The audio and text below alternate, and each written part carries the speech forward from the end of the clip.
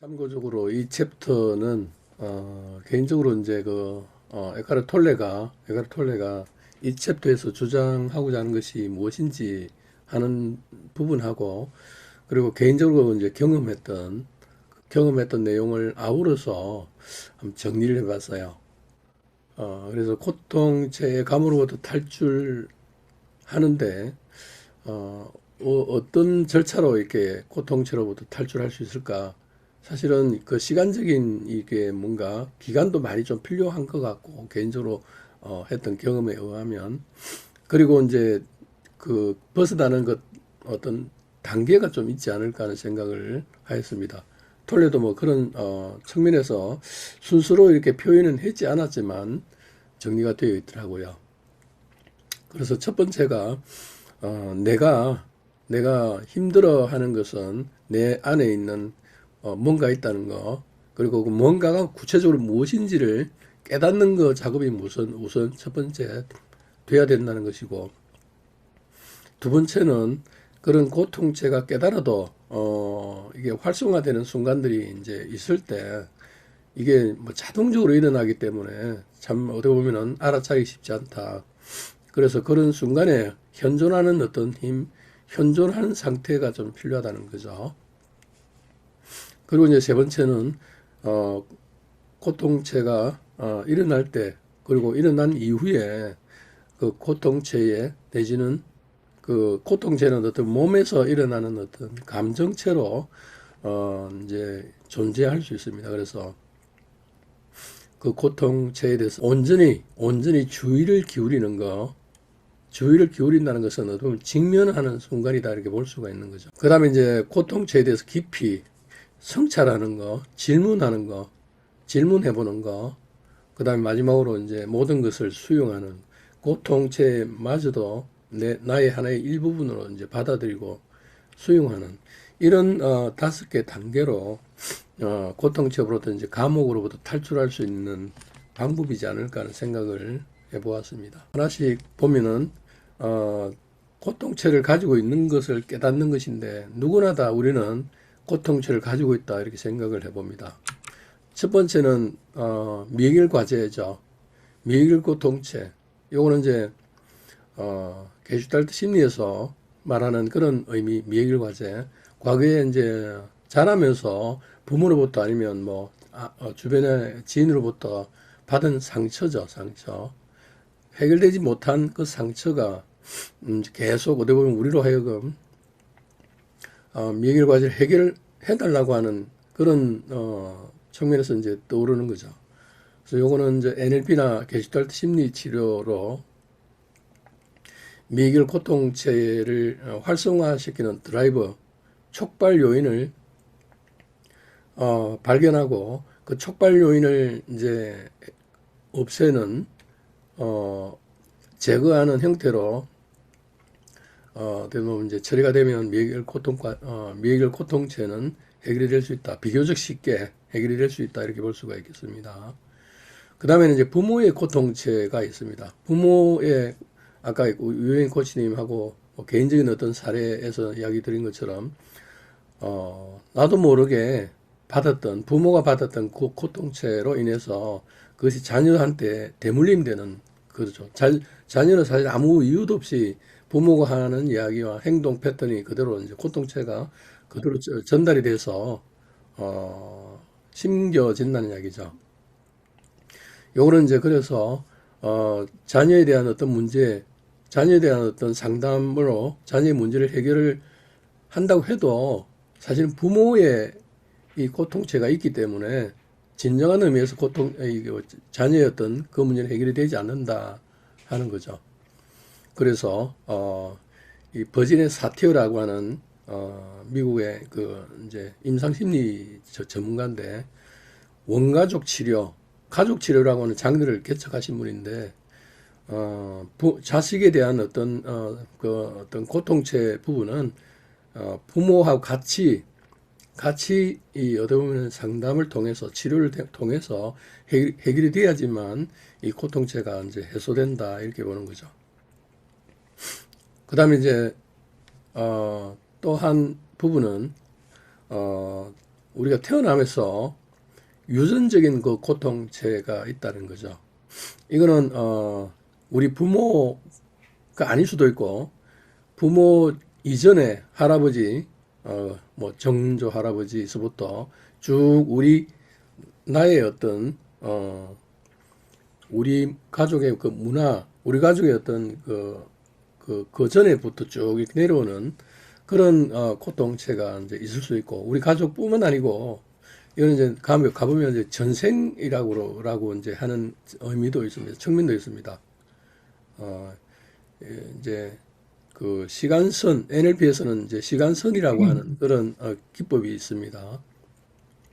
시간선 최면 치료라고 하는 그 기법이 있는데 그래서 시간선으로 이렇게 쭉 올라가 보면 전생에 내가 어떤 사람은 예를 들면 이제 뭐 전쟁 속에서 뭐 이렇게 죽음을 맞이했는데 그 나를 죽였던 사람을 이 지금 다시 태어나서 만나게 되는 그러니까 부부로 만나게 되는 뭐 이런 경우도 있고 뭐 하여튼 이해하지 못하는 그런 내가 이제 삶 이전에 다른 삶을 사는 것을 또 이제 알게 되고 그 알게 되면서 자신을 그렇게 힘들게 만들었던 뭐랄까요 그 고통체의 원인을 알게 되는 거죠. 알게 되면 유형이 고치면 어떻게 될까요? 고통치의 원인을 알게 되면 현존하게 되죠. 고통치는 사라지고. 이해를 하게 되는 아닌가요? 거죠. 자신을. 그래서 왜 어떤 그런지. 분은, 예, 예. 내가, 전생에 왕비였다. 음, 공주였다. 뭐 이런, 경우도 있고 그래요.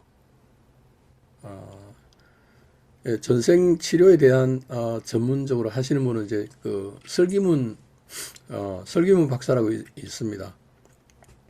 지금도 보면 이제 방송국에서 이제 뭐, 연예인들 대상으로 전생 치유 이런 것을 음, 음. 하는 것을 보여주고 있긴 있어요. 유인고 씨는 전생에 대해서는 어떻게 생각하세요? 인생을 생각해 본 적은 없는데요. 그럴 수도 음, 있겠다. 예. 음. 근데 한 번도 궁금해한 적은 없었어요. 아, 이게 전 세계적으로 보면 그런 사례가 있습니다. 사실은 내가 어, 내가 어디에서 살았었고 그리고 나의 아버지는 누구였고 이런 것을 전생에 대한 것을 생생하게 이야기를 하는 사람이 있었고요. 그래서 음, 그 사람의 이야기를 듣고 그 자기가 살았던 장소에 가서 물어보니 확인이 되는 사례. 그래서 전생이 있다는 것이 전 세계적으로 음, 이렇게 사례가 있습니다. 어쨌든 이 유전적인 고통체가 사실은 좀 어떻게 보면 우리 몸에도 우리도 대물림 되는 측면에서 있을 수도 있다 하는 거죠. 그래서 그것이 이제 약할 수도 있고 강할 수도 있고 어쨌거나 이런 미해결 고통체와 부모의 고통체, 그다음에 유전적인 고통체 이것을 우리가 이제 스스로가 이해를 하고 깨닫게 됐을 때 이제 이러한 어떤 고통체로부터 자유스러워지는 시작이 되는 것이지 않을까 하는 것이고요. 그다음에 이제 두 번째는 이 순간에 존재한다는 거. 이제 고통체가 활성화될 때 나도 모르게 막 갑자기 막 이렇게 우라통이 터지거나 우울해지거나 아니면 뭐 슬퍼지거나 불안해지거나 다양한 그런 어떤 감정체가 이제 활성화될 때 그럴 때 어떻게 할 거냐는 거죠. 그래서 에카르 톨레가 어떻게 보면은 현존 상담할 때 에카르 톨레는 뭐 현존 상태에 있는 분이기 때문에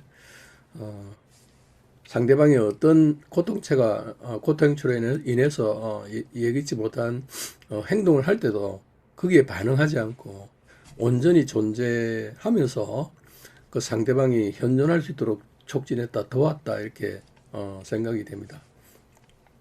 그래서 아까 이종학 코치가 이렇게 발표한 자료 보면 그 내용이 나오죠.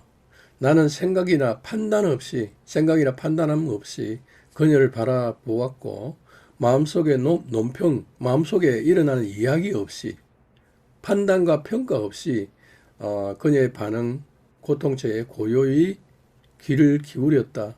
온전히 주의를 기울였다는 거죠. 어떤, 고통체가 활성화된 상대방에게. 그래서 현존에 대한 필요성은 그런 의미죠. 온전하게 존재해야 될 필요가 있다는 거. 활동적인 고통체를 가진 내 자신, 내가 나도 모르게 고통체에 의해서 이제 반응이 될 때 그 순간 현존 상태에 존재할 필요가 있다는 이야기죠. 그렇지 않으면 고통체에 의해서 나도 모르게 내가 원하지 않은 행동과 어떤 생각과 말을 함으로써 이제 그 고통체 속에 있는 주변의 사람들에게도 뭐 이제 해를 끼칠 수 있는 그런 가능성이 커지니까요. 그런 거죠. 그래서 나 자신과 혹은 타인, 우리는 코치니까 상대방 고객이 이제 대화하는 과정에서 자신도 모르게 뭐 이렇게 뭐 고통처에 빠질 때 그때 맞닥뜨리게 되면은 반응하지 않기 위해서는 강하게 현재 순간에 존재할 필요가 있다. 유인 코치님 혹시 이런 경험이 있을까요? 이렇게 실제 이제 뭔가 상대방하고 대화할 때라든지 아니면은 코칭할 때. 음, 최근에는 없었던 것 같은데, 네. 어, 초반에 비즈니스 코칭 처음에 시작할 때, 음. 이제 코칭을 위해서 그분에게 먼저 문자를 보내면, 네. 읽었는데 답이 없는 경우가 있어요. 하루가 지나도. 아, 처음 좀 화가 나더라고요. 음, 속에서 여러 감정이 이제 생각들이 만들어낸 감정들이 계속 이렇게 일렁이는 저를 봤어요. 그래서 제가 그때 어떤 코치님한테 이 얘기를 했더니 그 코치님이 바빠서 그랬을 거야 이러는 거예요. 음, 근데 그리고 첫 세션에 만나러 갔는데 음, 코치님 죄송해요. 제가 너무 그날 바빠가지고 답변을 미리 못해서 코치님이 그 다음날 다시 문자 온 걸 보고 답변했다. 너무 음, 죄송하다 이런 말씀하시는데 막상 겪어보니 이분이 너무 좋은 분인 거예요. 음, 아, 그래서 제가 그때 알았어요. 아, 그다음부터는 문자를 보냈는데 답이 바로 즉답으로 오거나 하루 이틀을 지나도 답이 오지 않을 때, 네. 그 사람에 대한 판단이 내려놓게 되더라고요. 아하. 그러니까 저희가 그때 그 순간에 좀 고통체가 있었던 것 같아요. 근데 제가 약간 책에서도 나오지만, 진짜 똑같은 사례가 있었거든요. 시간을 되게 중요하게 생각하는 사람인데, 네. 고등학교 때 친구가 대학교 때 만나게 됐는데 그날 안 온 거예요. 근데 음, 저는 그 친구랑 절교를 했어요. 그 이유 하나만으로. 제가 음, 터미널에서 혼자 한 시간을 기다린 이유만으로. 음, 아, 제가 진짜 고통체가 많은 사람이었거든요. 아, 네. 개인적으로 이제 고객, 코치님, 네네, 저 들어온 거 알고 계세요? 알고 있어요. 네, 다시 사라질게요. 왜? 아니에요, 아니, 얘기하고 계신 것 같아서 혹시 얼굴을 보여줘요, 모르시면, 건너 코치님. 예? 얼굴을 보여줘요. 제가 방금 일어나가지고, 네. 잠시만요. 괜찮아요. 예. 좀 이따 이야기를 해요. 개인적으로 이제 그 비즈니스 코칭을, 할 때, 이제 코칭 한 지 한 3년, 4년 차인가요? 그때 이제 그 처음으로 임원을 상대로 코칭을 했어요. 내가 이제 준비가 안 된 상태, 코치로서 준비가 덜 된 상태, 근데 다른 말로 현존 역량이 좀 부족했을 때 사례였는데, 한 그 3회기 때였어요. 4회기 때인가, 이제 뭔가 진단을 이제 해야 되는 순간에 진단을 하라고 이것은, 좀 더 이슈를 구체화하기 목적에 하는 겁니다라고 이렇게 약간 푸시를 좀 했었어요. 그랬더니 그 임원이 딱 정색을 하면서 얼굴이 긴장되고 막 굳어지면서 코치님, 저는 문제를 다 알고 있습니다. 왜 자꾸 문제 진단하고 하십니까? 어떤 해결책을 줘야 되는 거 아닙니까? 음, 아니, 해결책을 주시지 않고 계속 뭐 질문만 하고 진단만 하고 이렇게 언제까지 이렇게 하실 겁니까? 이래서 코칭 할 수 있어요. 와, 갑자기 막 이렇게 비난 투 아주 그냥 그 뭐랄까요? 이렇게 어, 그 표정이 그 뭐랄까 어, 코치로서 이렇게 좀 기분이 엄청 상하게끔 이렇게 표정과 말의 뉘앙스나 이런 것들이 느껴졌어요. 그래서 나도 모르게 막 그냥 나도 화를 내는 경우가 막 있었고 그래서 그때 그 세션을 일단 중단할 수밖에 없는 순간이 중단할 수밖에 없었고 음, 그렇게 해서 어떻게 됐을까요? 중산까지 갔구나. 어떻게 그, 됐어요? 그래서 성찰을 해 보았어요. 한 2주 정도 내가 왜 그랬을까? 그리고 음, 그 임원이 왜 그랬을까? 뭐 자연스럽게 그렇게 뭐 생각이 되잖아요. 무한 성찰. 그리고 스스로 이제 비난 모드로 이제 그 되는 것을 많이 처음에는 느꼈었어요. 내가 내 이렇게 코치로서 이렇게 코칭을 할 수 있을까? 너무 자괴감과 스스로의 어떤 비난 그리고 좌절감. 그래서 코치를 내려놔야 되겠다. 내가 이렇게 해서 코치를 할 수가 없겠다 할 정도로 심각하게 음. 사실은 스스로를 이렇게 비난하는 그런 시간들이 좀 있었고 어느 정도 이렇게 그런 부분이 좀 그러니까 지나고 나서 마음이 좀 컴다운 되고 나서 음, 그, 전체 코칭에 대한 그 했던 것을 돌아보고 그리고 이제 사전 인터뷰 했던 내용을 이렇게 보면서 이분의 행동 패턴이 어떤 부분이 이제 그런 부분에 영향을 미치는지를 어, 체크를 해봤어요. 체크를 해보니까 그때 인터뷰했던 모든 분들도 이구동성으로 우리 이문이 한번 열받으면 상대방을 그 뭐랄까요 말로 씹어서 작살을 낸다는 아이고, 그런 패턴이 있다는 것을 그 사전 음, 인터뷰에 딱 정리가 되어 있더라고요. 그래서 음, 내가 그 이문의 그 뭐랄까 신랄한 말로 인해서 내가 자존심과 상당히 내가 당했네. 음, 하는 생각이 들면서 이게 내 문제가 아니 그러니까 이게 내가 이거 그때 경험한 것이 내한테만 그런 것이 아니고 이 이모는 그 주변 사람들이 가족 포함해서 주변 사람들이 자기를 힘들게 만들면 자기를 이렇게 약간 비난한다 이렇게 생각이 들면 여지없이 상대방을 말로 제압하는 상대방을 완전히 그냥 기분을 그냥 상해게끔 말로 상해게끔 만드는 분이구나 하는 생각이 들었었어요. 그래서 그 내용을 이제 어떻게 피드백할까 하는 생각을 하다가 아, 메일로 정중하게 있는 그대로 내가 그때 경험했던 감정과 어떤 내 상태 스스로 어떤 나라고 떨어졌던 어떤 그런 그 내용을 메일로 상세하게 적어서 이런 것은 어, 내가 받았던 것은 내뿐만 아니고 혹시나 다른 사람들에게도 비슷한 그런 행동 패턴이 있는 것 같아서 아닐 수도 있지만 정중하게 피드백을 좀 드립니다. 라고 이제 메일을 보냈었어요. 그러고 나서 어떻게 됐을까요? 그리고 나서 하루 있다가 메일이 왔어요. 메일이 안 왔고요. 아무 반응도 없었어요. 그래서 이거 내가 잘못 보냈구나. 이제 음, 코칭은 이제 끝났구나. 이렇게 생각을 했었는데 코치님 언제 만나면 좋을까요? 다시 그 이제 문자로 요청이 왔고 그리고 날짜를 음, 잡아서 다시 이제 코칭을 했는데 그때 코칭을 하기 위해서 엘리베이터로 올라가는데 그분이 딱 이분이 그 엘리베이터 앞에 딱 대기하고 계시더라고요. 코치님 오셨습니까? 음, 하면서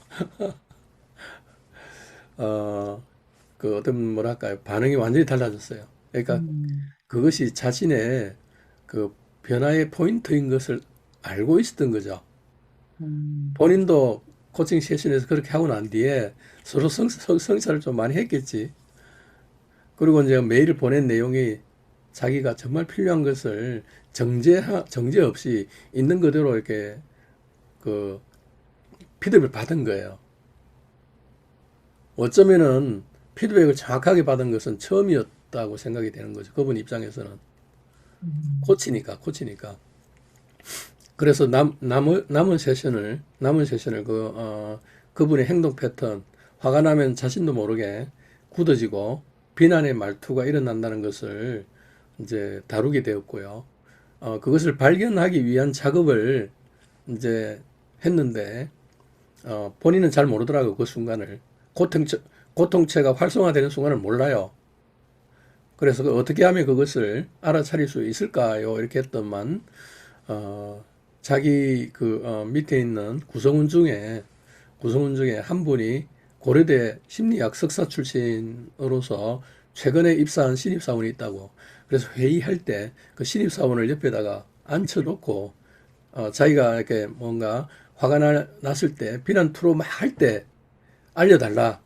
어떻게 행동하면 내가 나도 모르는 그런 비난의 말투가 나오는지를 알려달라 했더니, 그때 한 6회 세션, 6회인가?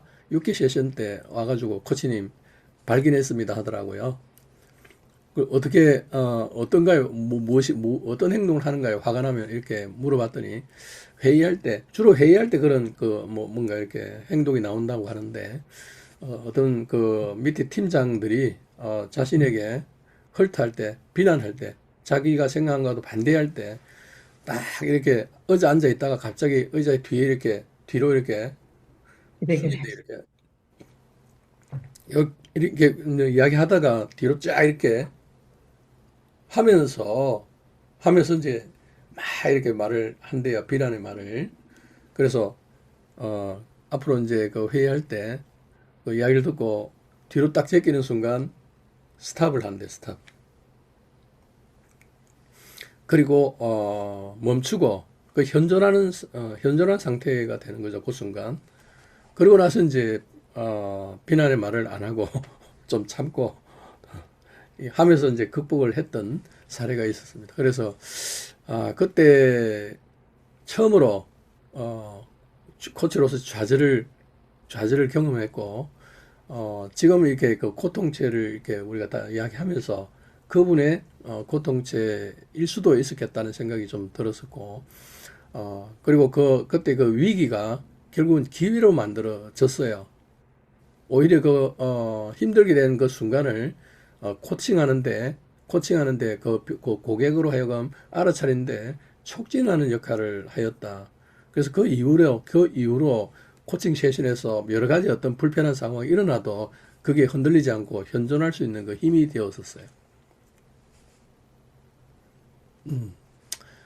어쨌든 고통체가 있는 순간에 현존할 수 있는 그 상태가, 어떤 현존 역량을 좀 개발을 해야 된다는 의미가 이런 순간에 좀 있지 않을까 하는 생각을 해봅니다.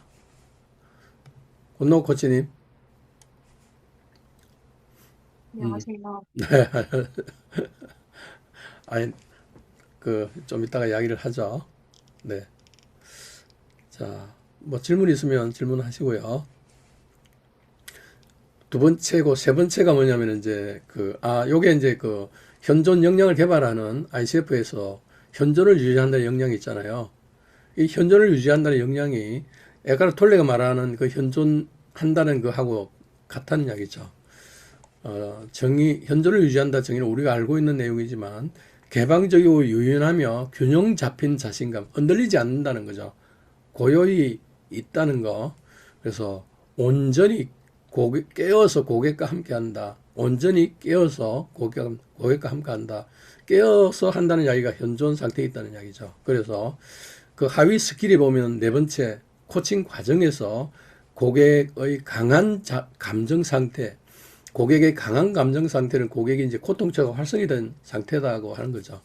그 상태에서도 어떻게 보면 자신감 있는 태도로 함께 한다. 이 자신감 있는 태도는 이제 아까 에카르트 톨레가 말하는 그냥 고요한 상태에서 반응 상태가 아닌 그냥 존재감 있는 태도로 이제 함께 해주는 거죠.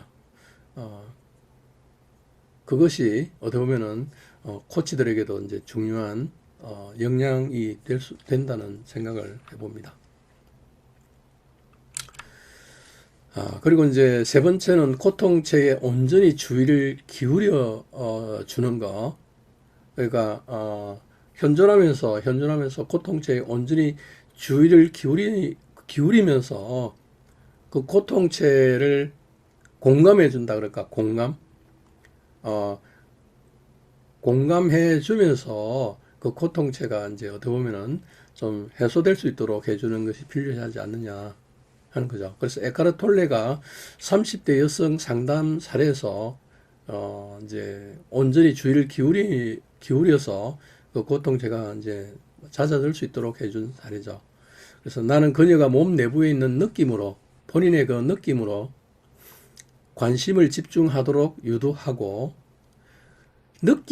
몸의 느낌에 집중을 하는 것, 주의를 기울이게 하는 것은 몸의 느낌하고 자신의 생각, 에고하고 이렇게 분리해서 몸의식에 주의를 집중하게 만든 거죠.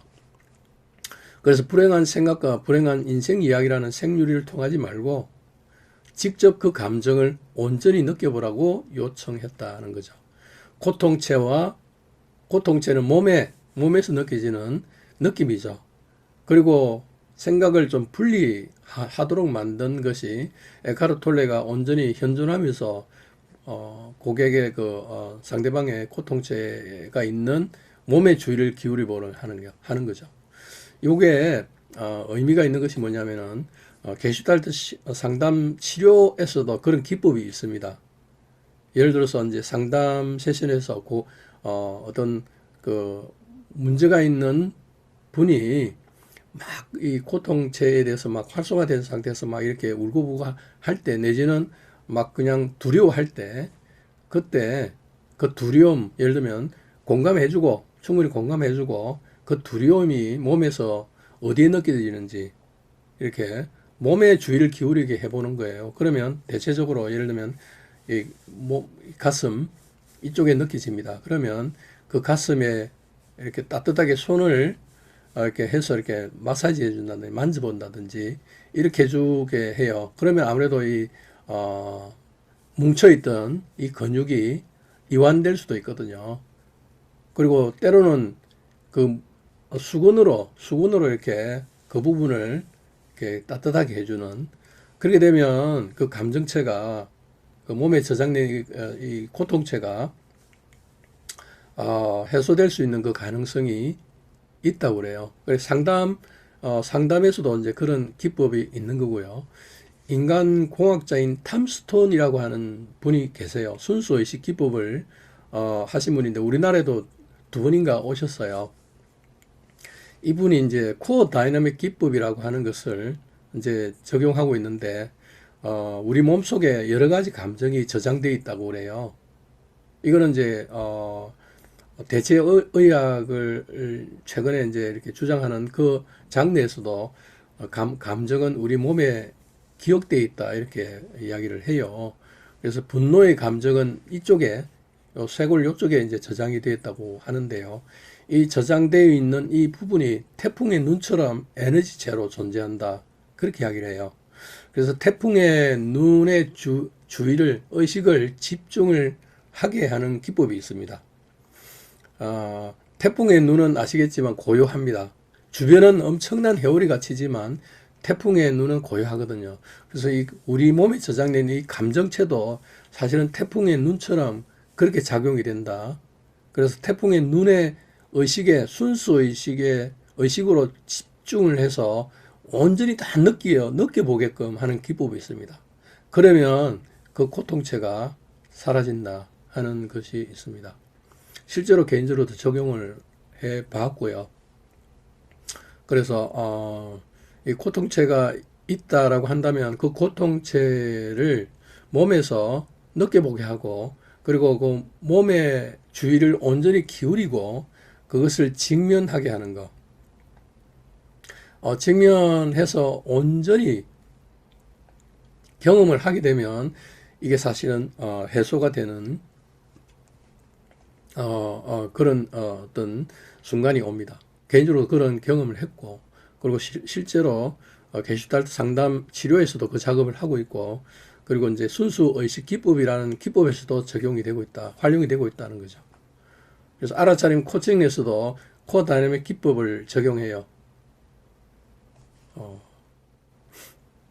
그렇게 해서 이제 고통체에 온전히 주의를 기울이는 거 하는 기법이 있고, 그 다음에 네 번째는 고통체에 대해서 깊이 성찰할 필요가 있다는 이야기죠. 그래서 에카르 톨레도 30대 여성 상담에서 보면 강력한 질문을 그분에게 한 사례가 있습니다. 당신이 자신의 불행에 대해서 신경을 쓰지 않는다면, 여기서 말해 신경 쓰지 않는다는 것은 이야기를 고통체에 대해서 비난을 한거나 자기 자신을 헐뜯거나 자책하거나 하는 그런 어떤 것을 말하지 않는다면 그 불행은 어떻게 될까요? 하는 거죠.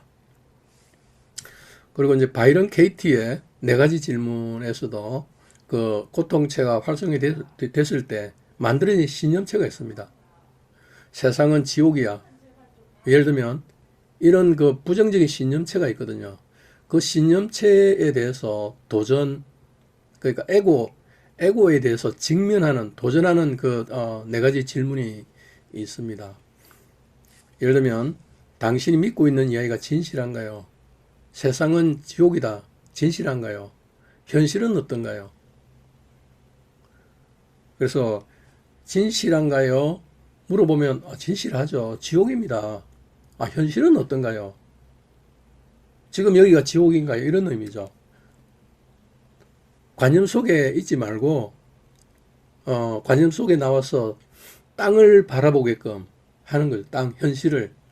그래서 진실한가요? 현실은 어떤가요? 그래서 현실을 받아들이도록 하는 작업을 해요. 바이런 케이티는 워크라는 그 네 가지 질문, 우리나라 책으로 이렇게 만들 때는 네 가지 질문을 했지만 원서의 이름은 더 워크입니다. 작업.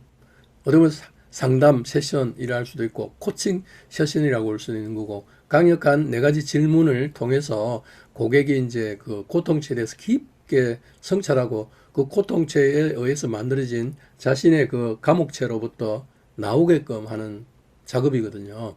그래서 진실한가요? 현실은 어떤가요? 함으로써 가슴으로 내가 그렇게 믿고 있었군요. 현실은 아닌데 내가 현실을 감옥으로 믿고 있었네요. 라고 받아들일 수 있도록 한 후에 두 번째 질문을 해요. 상대방이 내가 믿는 것을 반대로 행동할 때 당신은 어떻게 반응하나요? 막 길길이 뛰고 화를 내고 때리기도 하고 막 그랬었어요. 자, 좋습니다. 그러면 그런 감정은 어디에서 온 것인가요? 라고 물으면 내가 믿고 있는 이야기에서부터 내가 스스로 화를 내고 우울해하고 짜증을 냈군요. 결국 내가 나를 괴롭힌 거네요. 내 이야기가 나를 힘들게 만드는 거군요. 내 이야기가 내 인생을 이렇게 꼬이게 만드는 거군요. 라고 깨달을 수 있도록 하는 거죠. 그리고 나서 만약 당신이 믿는 이야기가 없어진다면 이게 아까 에카르트 톨레가 신경 쓰지 않는다면 하고 같은 이야기입니다. 그러한 이야기가 자기를 괴롭히는 그런 신념, 여러 가지 이야기가 없어진다면 당신은 어떤 존재, 어떤 상태가 될까요? 이렇게 하면 평온한 상태, 행복한 상태가 될 것 같아요. 나는 행복한 존재인 것 같아요. 이렇게 이야기를 해요. 왜냐하면 그것은 자신의 감옥으로부터 벗어난 상태에 대한 질문이니까. 그래서 우리도 어떤 그 고객이 이제 고통체에 대해서 좀 자유로워지고 싶다라고 할 때 좀 고객에 대한 동의를 구하고 이 깊은 질문에 대한 동의를 구하고, 깊은 질문은 뭐냐면 에고에 대해서 도전하는 질문이거든요. 그렇기 때문에 에고가 상당히 활성화되고 반응하고 이게 저항을 합니다. 특히 고통체가 있는 사람은 막 그냥 화를 내기도 하고 코칭 안 할래요 할 수도 있어요. 그렇기 때문에 철저하게 동의를 구하고 코치가 현존 상태에서 고요한 상태에서 이 바이런 케이티의 네 가지 질문이나 에카르트 톨레가 했던 그런 질문을 함으로써 그 고통체로부터 벗어날 수 있는 깨어날 수 있는 순간을 촉진할 수 있게 된다는 이야기죠. 그 다음에 이제 두 번째 성찰 질문이 필요한 거죠. 이게 이제 고통체가 나에게 주는 의미가 무엇일지에 대한 깊은 성찰이 필요하다는 이야기죠. 그래서 바이런 케이티나 에카르트 톨레를 일깨운 이 탁월한 영성가를 일깨운 고통체, 결국 고통체는 우리를 일깨우기 위한 목적이다는 그런 의미죠. 그래서 에카르트 톨레는 나는 더 이상 내 자신과 여기서 말하는 내 자신은 그 고통체가 만들어진 자신이라고 한 거고 살 수 없다는 이야기고 바른 케이티 같은 경우는 이제 불행한 것에 뭐 내면으로 얻어면 질렸다는 정도로 아주 치열하게 우울한 극대에 도달한 상태에서 이제 깨어났으니까요. 그래서 고통체가 너무 무거워져서 에고의 마음 구조로는 견딜 수 없을 때 고통체는 끝장난다. 에고가 끝장난다는 이야기죠. 그 다음에 자신의 불행한 이야기도 감정도 사실은 진정한 자기 자신이 아님을 깨닫게 된다는 것. 그래서 이 고통체는 의미가 있다. 우리에게 주는 의미가 있다. 목적이 있다. 그것은 우리로 하여금 정신 차려라. 지금처럼 살지 마라. 그리고 깨어나라. 하는 그런 의미가 있다는 이야기죠. 그래서 최근에 이제 주변에 보면은 깨어나는 사람들이 많이 우리나라뿐만 아니라 전 세계적으로 하나의 어떤 그 추세로 이렇게 지금 만들어지고 있는데 톨레가 이런 이야기를 합니다. 이제는 많은 사람들이 극심한 고통의 수렁을 통과하지 않아도 에카르트 톨레나 바이런 케이티처럼 극한의 상황에 도달하지 않아도 고통체로부터 자신을 분리시킬 수 있게 되고 깨어나게 되고 있다. 깨어난 사람들이 많이 일어나고 있다. 이렇게 이야기를 해요. 그래서 에카르트 톨레가 새로운 지구, The New Earth라고 하는 뭔가 이렇게 새로운 어떤 것들이 만들어지고 있다라고 이렇게 한 거죠. 그리고 이제 ICF에서 이제 알아차림 불러일으킨다는 역량에도 강력한 질문, 이 필요하다. 고객에게 도전을 해 줌으로써 고객이 깨어날 수 있도록 촉진하는 것이 필요하다는 이야기입니다. 알아차림이나 통찰을 불러일으키는 방법으로 고객에게 도전한다. 여기에서 말하는 고객에게 도전한다 하는 의미가 고객에게 예를 들면 잔소리하거나 고객을 비난하거나 고객을 뭐 충고하거나 조언하라는 그런 의미는 아니고요. 질문을 통해서 고객이 자신의 그 에고에게 자신의 에고를 직면할 수 있도록 도전할 수 있도록 하는 그런 맥락인 거죠. 그래서 그 NLP에 보면 메타 모델이라는 그 기법이 있거든요. 메타 모델에 보면 도전 질문이 많이 있습니다. 예를 들어서